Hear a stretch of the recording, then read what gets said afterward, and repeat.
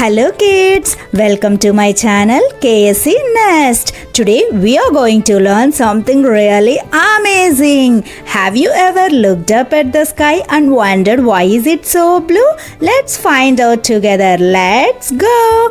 The sun sends light to earth every day. But did you know sunlight has all the colors of the rainbow?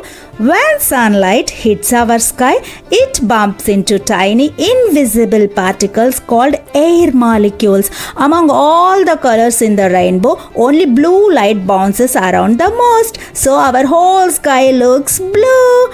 But wait, why is the sky orange at sunset? Great question, right? Let's find out. At sunset, blue light goes far away and red and orange light takes over. That's why sunset looks so beautiful.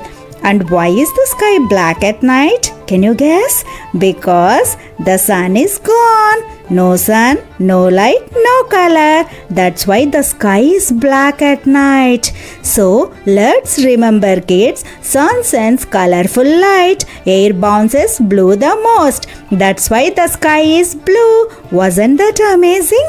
Now you know why the sky is blue. If you liked this video, give us a thumbs up and subscribe to this channel for more fun videos. See you next time. Bye bye.